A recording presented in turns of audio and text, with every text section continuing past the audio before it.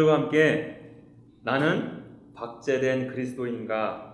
라는 제목을 가지고 하나님의 말씀을 나누도록 하겠습니다. 여러분, 저는 오늘 본문 말씀을 묵상하면서 사도행전 2장 42절 말씀이 문득 생각났습니다. 그들이 사도의 가르침을 받아 서로 교제하고 떡을 떼며 오로지 기도하기를 힘쓰니라. 성령 충만을 입은 사도들은 거칠 것이 없죠. 담대히 이 세상 가운데 나아가 그리스도의 복음을 증거합니다. 그 결과 하나님께서 구원 얻는 자를 날마다 더하여 주셨어요. 아울러 그것으로 맞춰졌느냐? 그렇지 않습니다. 구원받은 그 모든 자들은 함께 모이기를 힘썼어요. 그들이 함께 모여서 무엇을 했는가? 하나님의 말씀을 사모하였습니다. 그들은 주님을 더욱더 알아가고자 하는 갈망과 열망이 있었어요. 하나님을 추구하는 마음이 있었습니다. 영원하신 생명수 되신 예수 그리스도를 향한 타는 듯한 목마름이 있었어요. 아울러 그렇게 구원받은 자들끼리 함께 모이기를 힘썼습니다. 복음 안에서 그 안에서 참다운 교제를 나누게 되었어요. 그들에게는 크고 웅장한 건물도 없었습니다. 화려한 조명으로 예배 분위기를 조성하지도 않았어요. 가슴을 울리는 노래로 사람들의 감정을 사려고 하지도 않았습니다. 마치 죄가점에서 과자를 구워내듯이 얄팍한 복음으로 거짓 신자들을 양산해 내지도 않았습니다. 그저 그들은 그리스도의 복음으로 인해 그 구원에 대한 감격으로 인해 함께 보였던 것입니다. 여러분, 제가 서두에 이 사도행전 2장 42절 말씀을 드린 이유가 있습니다.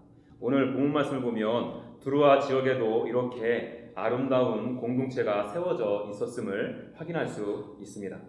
그들도 사도들로부터 가르침도 받고요, 떡도 떼고 교제를 나누는 모습이 바로 오늘 본문 모습 안에서 보여집니다.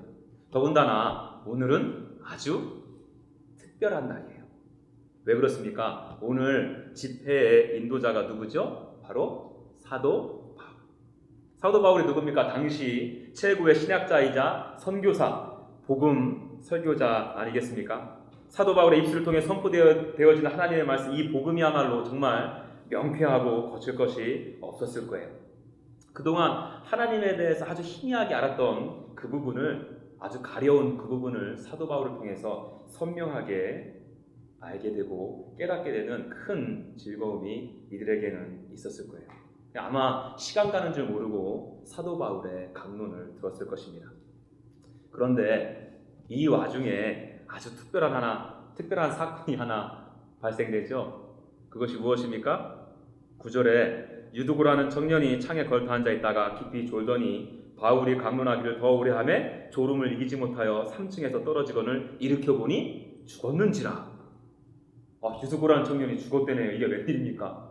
밤이 깊어져가면 깊어져갈수록 사도 바울의 이 강론은 더욱더 깊어져가고 심오해져 가는데 그 분위기에 지금 찬물을 끼얹는 사건이 일어나고 만 것입니다.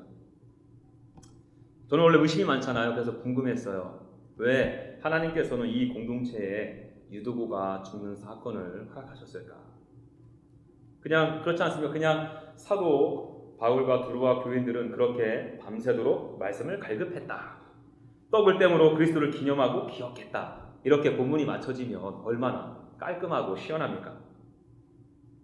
저는 이런 질문을 던지면서 오늘 본문 말씀을 묵상했어요. 이 말씀을 묵상하는 가운데 주님께서 두루아 교회에 지금 현재보다 더욱더 아름다운 공동체가 되기 위해서 원하시는 것이 두 가지가 있음을 확인하게 되었습니다. 오늘 본문 말씀 묵상하면서 제가 확인하고 깨우침을 가졌던 그 두 가지를 여러분들과 함께 나누고자 합니다. 바라기는요, 이 예배를 통해서 이 샤롯 투스데이가 여러분들이 섬기는 교회가 더욱더 주님께서 보시기에 아름다운 공동체, 이 공동체로 세워지기를 간절히 소망합니다. 아름다운 공동체를 이루기 위해 우리에게 필요한 것 첫 번째로 한번 살펴보겠습니다. 제가 좀 전에 말씀드린 대로요, 오늘 본문 말씀 묵상하면서 유두고의 죽음에 대해서 궁금했다고 그랬죠. 그래서 참 생각 많이 했어요. 이 죽음을 통해서 주님께서 나에게 주시는 말씀이 무엇일까?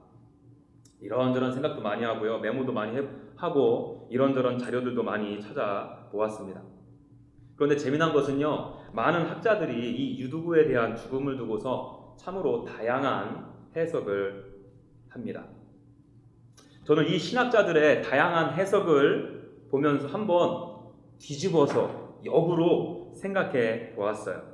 이렇게 신학자들의 각기 다른 주장처럼 그날 그곳에 모여 있었던 지체들 또한 유두부의 죽음을 보면서 다양한 판단과 분석이 있을 수도 있겠구나 라는 생각을 하게 되었어요.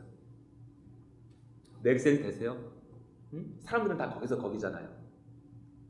대표적인 주장 중에 하나가요. 유도구의 졸음과 이 죽음을 두고서 예배는 철저히 준비되어져야 한다. 영적 게으름은 죽음으로 몰고 간다. 그리고 누가 건방지게 사도 바울이 설교를 하는데 창가에 앉느냐, 겸손해야 된다라는 식으로 주장하시는 분들이 있었습니다. 이분들의 주장처럼 그 당시 그 사건에 있었던 지체들 가운데 분명히 이런 생각들을 갖고 있었던 지체들이 있을 수도 있다는 것이죠. 아유, 그러길래 예배 시간에 왜 졸아? 또 졸리면 그냥 거기서 잠이나 자지 뭐 잘난 거 있다고 창가까지 가가지고 잠을 쫓아? 하면서 뒤에서 수근수근대는 지체들도 있었을 거예요. 전혀 동의가 안 되십니까? 저만 그러세요? 저도 맨 처음에 이렇게 적었거든요. 아유, 저거 그냥 유두고, 이름도 유두고가 뭐야?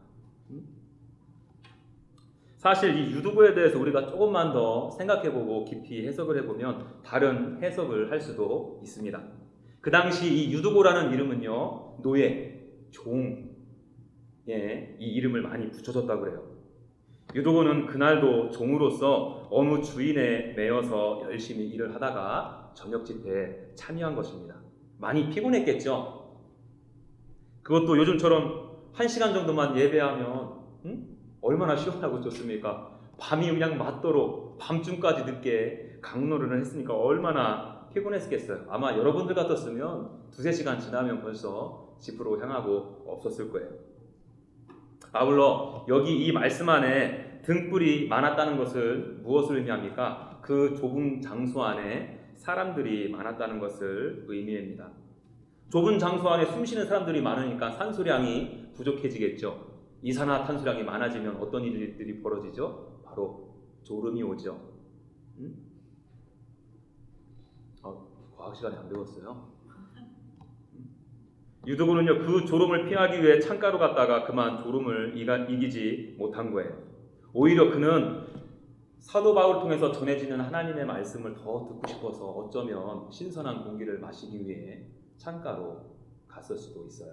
그런데 하도 한번 쏟아지기 시작하는 졸음 견디다 못해 이 3층 위에서 떨어지고 만 거예요. 유두구에 대해 조금만 더 알고 깊이 생각했다면 유두구의 죽음이 그렇게까지 시끄럽지는 않았을 거예요. 이 안에 애도함과 탄식함과 안타까움이 있었겠죠. 얼마나 시끄럽고 소란스러웠으면 사도 바울이 떠들지 말라 이렇게 말했겠습니까? 여러분, 여기서 알 수 있는 것이 무엇입니까? 여러분들이 속한 공동체에서 아름다운 공동체가 세워지기 위해서는 지체 간에 서로 이해하고 품어주는 모습이 필요하다는 것이죠. 여러분, 겉으로 보이는 것이 전부일 수도 있고 아닐 수도 있습니다. 내가 보기에는 최고는 아니어도 그 모습이 그 지체에게는 최선일 수 있다는 것이죠. 그러니 우리가 나에게 허락되어진 지체들을 바라보할 때 쉽게 판단하거나 정죄하지는 말아야 된다는 거예요. 여러분, 물론 공동체에 대해서, 이 지체에 대해서 건전한 비판과 사랑의 권면도 필요합니다. 또 그것을 겸손히 받을 줄도 알아야 돼요. 그래야지 공동체가 건강해질 뿐더러 나의 신앙 또한 건강해질 수 있습니다. 그런데 오늘 이 상황은 조금 달라요. 유두구는 이미 죽었잖아요. 상황 종료됐다니까요. 그 상황은 다시 되돌릴 수 없다는 거죠. 그 가운데 뭐가 어쩌고 저쩌고 분석하고 판단하는 것은 오히려 공동체 안에 분란만 일으킬 뿐입니다.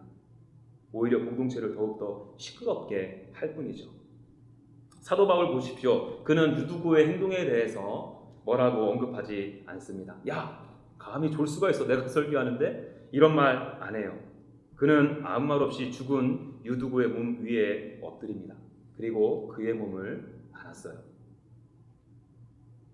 요한복음 8장에 보게 되면 현장에서 간음하다가 붙잡힌 여인이 등장하거든요. 그 자매는 빼도 박도 못하는 현행범으로 붙잡히게 되었습니다. 이것은 누가 봐도 그 당시 법에 의해서 맞아 죽을 일이었어요. 돌 맞아 죽을 일이었습니다.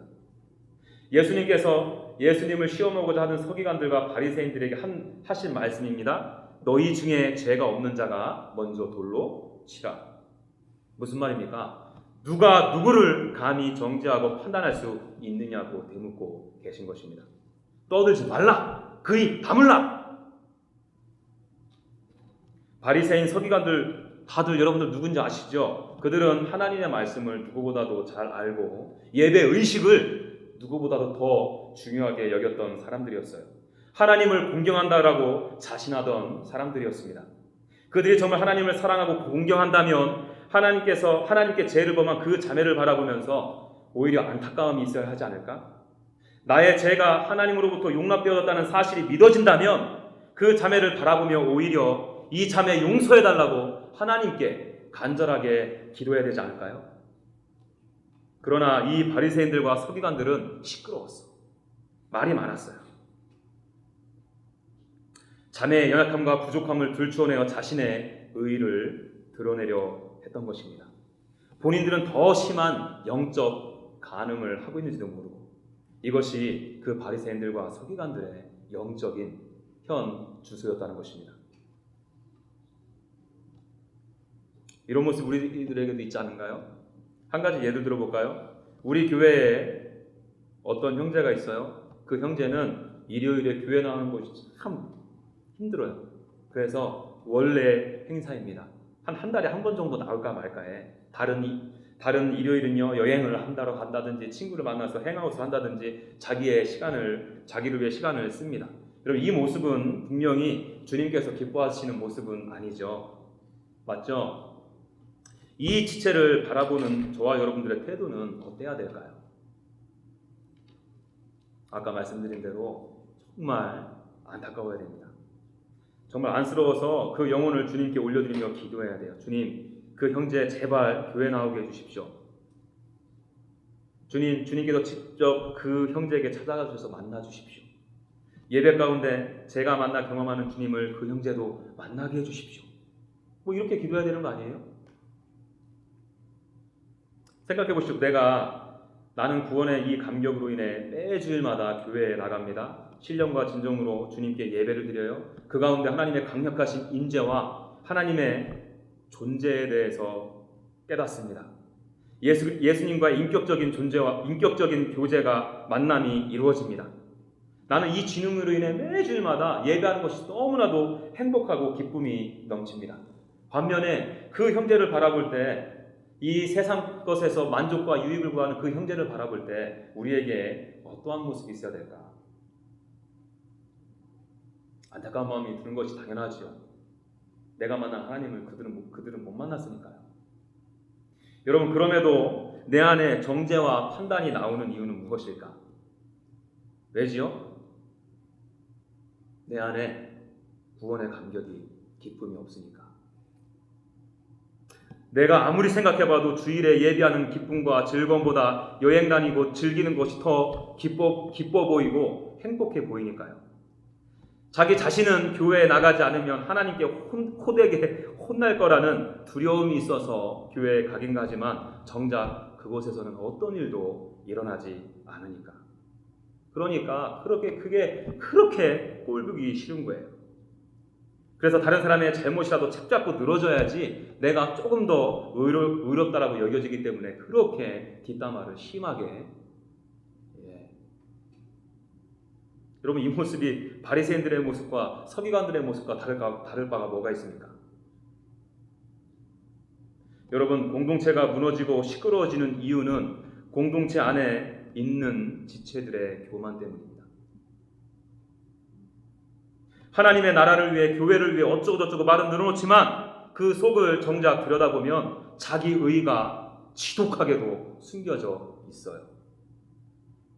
여러분, 이것은요, 나와 하나님과의 관계가 지금 뭉그러져 있다는 사인이에요.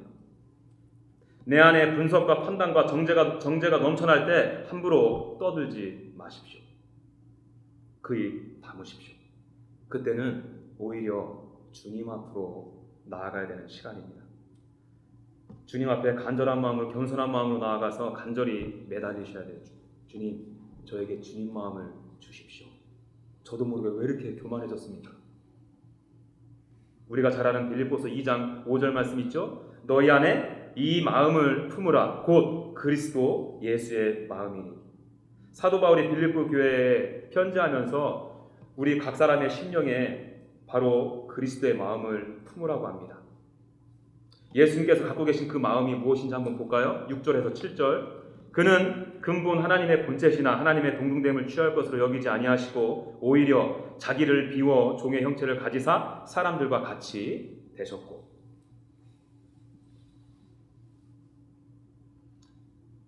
여러분도 아시는 것처럼 공동체 안에는 참으로 다양한 부류의 사람들이 존재합니다. 잘생긴 분들도 계시고요. 민주주의적으로 발음도 안 되는데 민주주의적으로 나가 생기신 분들도 있고, 머리털 많이 나신 분들도 있고, 저처럼 머리 벗겨져 좀 간신히 가린 사람들도 있고요. 많이 배우고 또 적게 배우신 분들도 있고, 또 살아오는 환경들이 다 제각각 다릅니다. 아울러서 영적으로 성숙한 분들이 계신가 하면 어린아이 같은 신앙을 가진 자들이 있습니다. 또 교회 안에 몸은 있지만 예수님과는 전혀 상관없는 삶을 사시는 분들도 있어요. 이렇게 달라도 너무 다른 분들을 우리가 과연 어떻게 섬길 수 있을까요? 예수님의 마음으로 지극히 낮아지는 수밖에 없습니다. 종된 모습으로 그 영혼들을 섬기는 수밖에 없어요. 여러분, 종이 의미하는 바가 무엇인지 제가 예전에 한번 설교 한번 했죠. 지극히 낮은 모습으로 섬겨야 합니다. 바닷물이 왜 이 세상에 있는 모든 물들을 담아내는지 다 아시죠? 바다가 제일 낮은 위치에 있기 때문이죠. 바라기는 예수님처럼 종된 모습으로 지체를 섬기길 원합니다. 그러므로 우리 공동체, 그리고 여러분들이 섬기는 공동체가 아름답게 세워져 가길 간절히 소망합니다. 자, 그런가 하면 아름다운 공동체가 되기 위해 두 번째 한번 살펴볼게요. 우리는 유도구가 죽은 후에 사도 바울의 모습이 어떠한가를 살펴볼 필요가 있습니다. 왜냐하면 사도 바울의 행동이 많이 독특해요. 10절. 바울이 내려가서 그 위에 엎드려 그 몸을 안고 말하되 떠들지 말라. 생명이 그에 있다 하고. 아니, 지금 사도 바울 보십시오. 죽은 사람 위에 엎드려서 지금 뭐 하겠다는 거죠? 죽은 사람 안아봤자 뭐합니까? 더군다나 죽은 사람 보고 생명이 그에게 있다 이렇게 선포까지 하거든요. 9절 보시게 되면 유도구가 죽었다라고 선언해요. 여러분도 아시는 것처럼 이 사도행전의 저자는 누가입니다. 누가는 의사죠. 의사인 누가의 눈에 봤을 때 죽었다면 죽었다고 우리가 믿어도 되지 않을까요? 죽었음이 틀림없어요. 그런데 이러한 행동을 통해서 사도 바울은 이러한 독특한 행동을 통해서 기어는 이 죽은 유두고를 살려내었습니다. 재미난 게 뭐냐면 성경을 찾아보면 이 사도 바울처럼 똑같은 포즈로 죽은 자를 살린 사건이 기적이 두 번이나 보여져요. 열왕기상, 열왕기하에.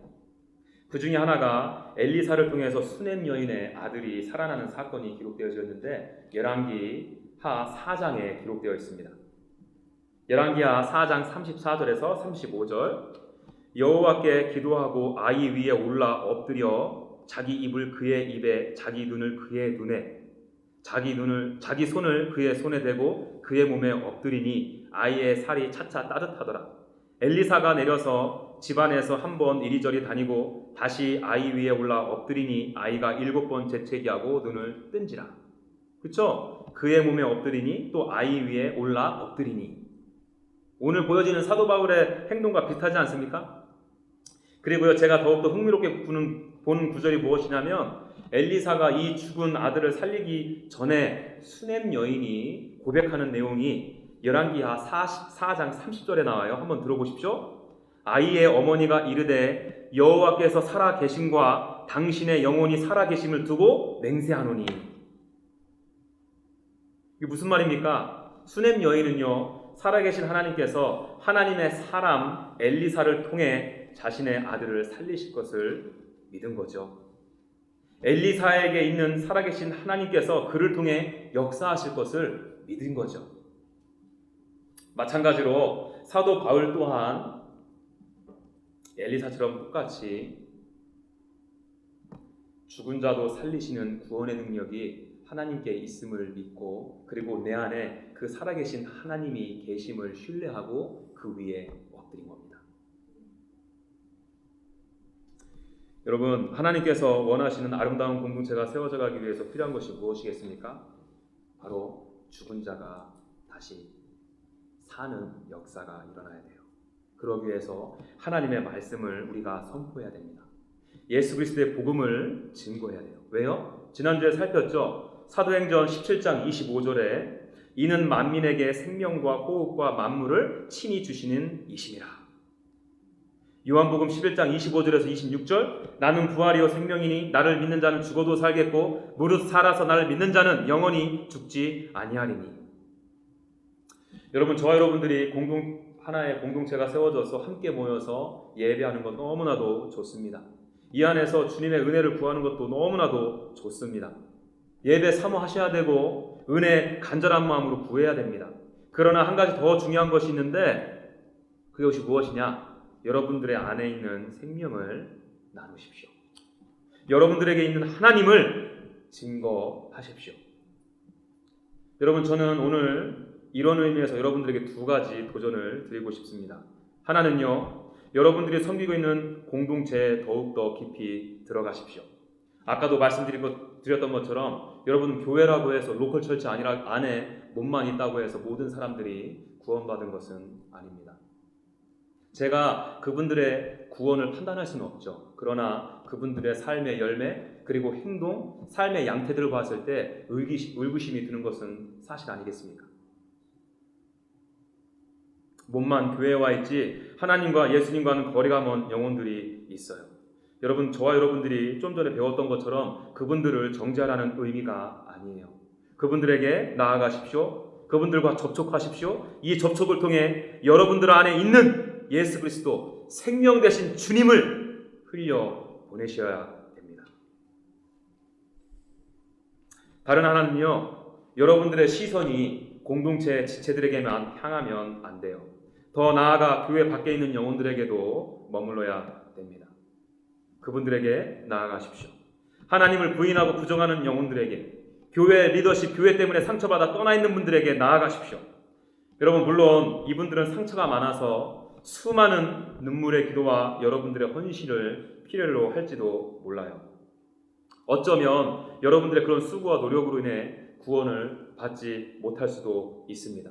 그럼에도 뿌리십시오. 그럼에도 접촉하십시오. 하나님의 때에, 하나님의 시간에 하나님께서 그에게 구원을 허락해 주실 것입니다. 샤롯 투스데이 정기 모임에서 레디컬이라는 책으로 매주 토요일날 북시어링을 해요. 지난주에 나눴던 것 중에서 제가 은혜 받았던 내용을 여러분들에게 소개하고자 합니다. 그래서 오늘 제목을 그렇게 정했거든요. 이 플랜 목사님은요, 세상 가운데로 나아가 제자 삼는 것이 주님께서 우리에게 원하시는 거라고 아주 강력하게 주장하십니다. 저도 100% 동감해요. 그러면서 교회 안에만 머물러 계신 분들을 뭐라고 하는가? 박제된 그리스도인. 여러분, 박제되었다는 뜻이 무엇입니까? 여러분들의 이해를 돕기 위해서 인터넷 사전을 한번 찾아보니까 이런 뜻이 있습니다. 들어보십시오. 동물의 내장을 발라내고 안에 솜이나 대패밥 등을 넣어 살아있을 때와 같은 모양으로 만드는 일, 또는 그렇게 만든 물건. 저는 이 정의에서 이 살아있을 때와 같은 모양이라는 표현이 참 눈에 와닿았어요. 여러분, 모양은 살아있을 때와 같다. 이 말은 무엇을 의미합니까? 죽었다는 거예요. 멀리서 바라보면 살아있는 것처럼 보이는데 실제 그 앞에서 가면 그 동물은 살아있는 것이 아니라 박제되었다는 것입니다. 데이비 플랫 목사님께서 하신 이 박제된 그리스도인이라는 표현, 무엇을 의미할까요? 껍데기는 그리스도인 같은데 전혀 살아있는 그리스도인의 모습을 찾아볼 수 없다는 것이죠. 껍데기만 그리스도인이지 그 실제는 그 안에 없다는 것이죠. 이런 분들의 특징을 그분이 어떻게 얘기하는지 들어보십시오. 영적인 안전금고, 즉 예배당 건물과 선하게 살라는 윤리적 가르침 속에 완전히 고립된 이들을 가리킨다. 이들은 온 교인이 들어갈 만큼 거대한 건물을 짓는 것이 성공이라고 생각하며 주변 세계와 담을 쌓는다. 예배당 안에서 일어나는 일이 신앙생활의 전부라고 생각한다. 이렇게 말씀하시면서 반대로 제자 삼는 그리스도인의 특징을 설명합니다. 들어보십시오. 그리스도인들은 남들을 위해 기꺼이 내놓을 각오로 세상으로 뛰어든다. 예배당에 얼마나 많은 인원을 수용하느냐가 아니라 교회 건물을 뛰쳐나가 세상으로 들어가서 얼마나 많은 사람을 제자로 만드느냐로 교회의 성공과 실패를 가늠한다.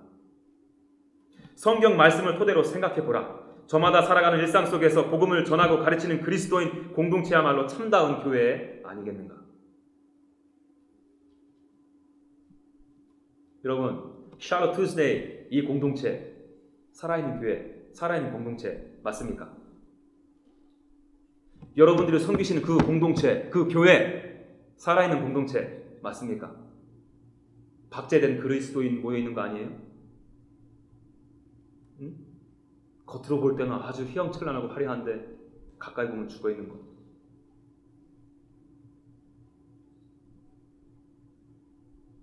여러분, 저와 여러분들이 제자 삼는 지체, 여러분들이 속해져 있는 공동체가 그러한 공동체가 되기를 간절히 원합니다.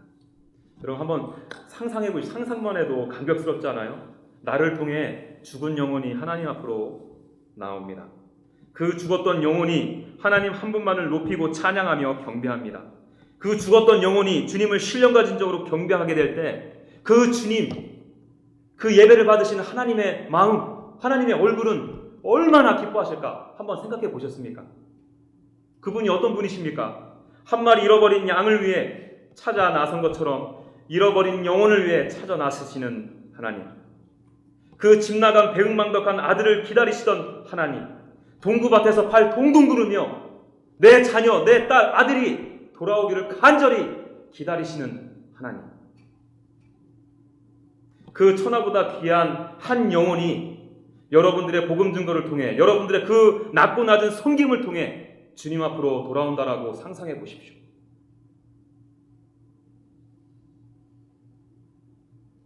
해야 되는 거 아니에요?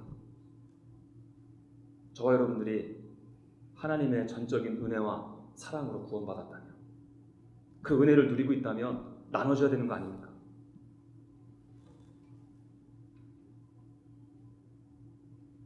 여러분, 이것이 이렇게 내 안에 있는 살아계신 하나님, 생명 되신 예수 그리스도가 다른 영혼들에게 흘러져 나아갈 때 내가 속해 있는 공동체 또한 기쁨과 감격이 넘치게 되고 든든히 세워져 나가게 됩니다. 본문 말씀 12절 볼까? 사람들이 살아난 청년을 데리고 가서 적지 않게 위로를 받았다. 여러분, 드로아 공동체에 새 생명의 역사가 일어나니까 그 기적을 본 모든 그 당시에 있었던 영혼들이 큰 위로를 받았답니다. 이야, 내가 믿는 하나님이 정말 영원하신 왕 맞네. 내가 신뢰하는 주님이 생명의 주님 맞네. 성령님의 강력한 역사로 새 피조물이 되는 거 맞네. 여러분, 그 광경을 바라보면서 나의 믿음이 더욱더 온전히 세워지지 않았을까? 그 믿음으로 한 사람 한 사람이 세워져 있다 보니까 그 공동체는 당연히 건강하게, 그리고 믿음 위에 세워질 수밖에 없었겠죠. 여러분, 하나님께서 세우신 하나님의 공동체는 프로그램으로 세워지지 않습니다. 건물, 음악, 조명, 나의 필요를 채우는 부수적인 것들로 세워지지 않아요. 하나님의 교회는 철저히 예수 그리스도의 복음으로 세워집니다. 스스로에게 질문을 던져보십시오. 겉으로 볼 때 살아있는 그리스도인인데 껍데기만 그럴싸한 박제되어 있는 크리스찬은 아닌가? 나는 예수님을 닮아가는 모습이 내 안에 있는가? 이 세상 속에 나아가 예수님의 제자를 삼고 복음을 나누는 삶을 살고 있는가? 여러분, 저는 오늘 여러분들과 함께 예수님을 구주로 영접한 자들이 함께 공동체를 형성하게 되는 것을 살펴보았습니다. 함께 아름다운 공동체로 세워지기 위해서 우리에게 필요한 것이 무엇이라고 두 가지?